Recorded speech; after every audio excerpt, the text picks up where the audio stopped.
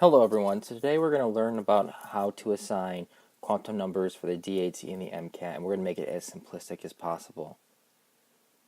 So when it comes to assigning these numbers, we have to know that you're going to be given a bracket of 4 digits, which let me go ahead and make a note right here.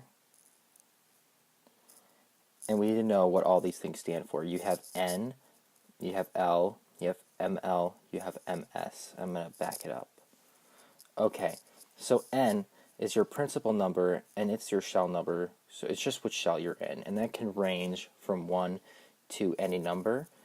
L stands for your azimuthal number, and it's just your subshell you're in. It's whether you're in S, P, D, and so forth, and the way you can find this out is just by using this simple chart. So S equals 0, P equals 1, D equals 2, F equals 3.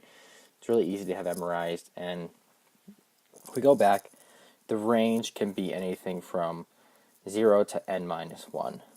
When it comes to ML, that's just your magnetic number, and it's just the specific orbital you're in within that subshell.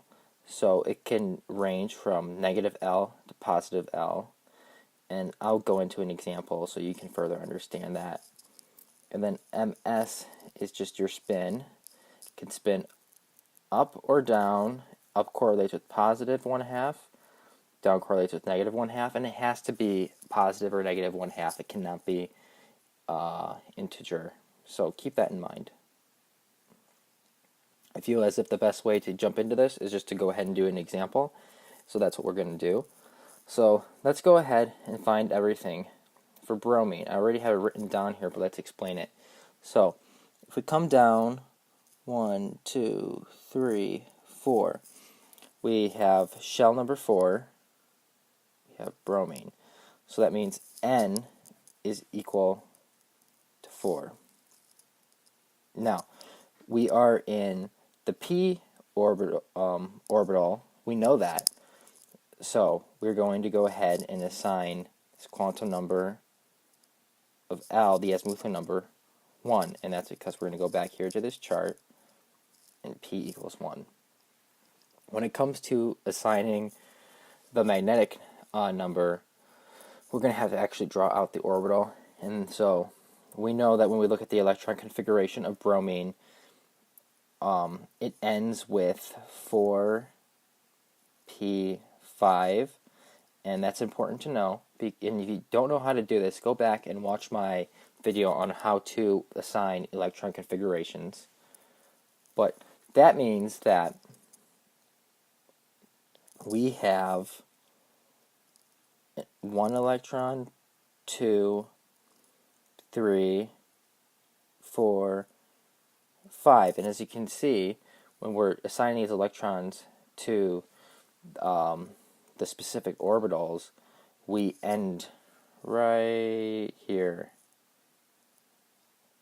And this lands within how we have it numbered to be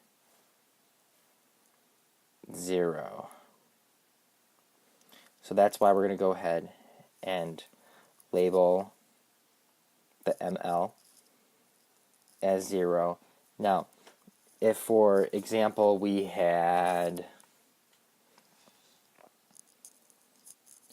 the noble gas to the right of bromine, right here, then we would have to add another electron going down, and that would give us a positive 1 magnetic number. But that's not the case here, because we're looking at bromine. And when it comes to assigning the spin, the reason this spin here is negative 1/2 is because the last electron that we assigned is pointing down, as I showed you. And the down pointing electron is a negative 1/2. So if we were to go ahead and look at the transition metals, and let's use zinc as an example. We know zinc ends with 3d10.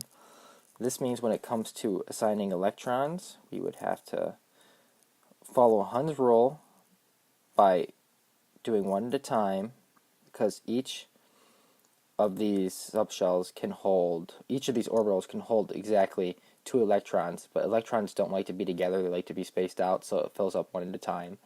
We have 10 of them, so we're going all the way with it, and that's why we end up with 2 here. So that means for this, ML equals 2, MS equals, again, it's going to be negative 1/2 because it is pointing down. And that's really all there is to assigning quantum numbers. It's not that difficult. If you have any questions, please leave them below in the comments, and I'll get back to you as quickly as possible. Good luck studying for everything.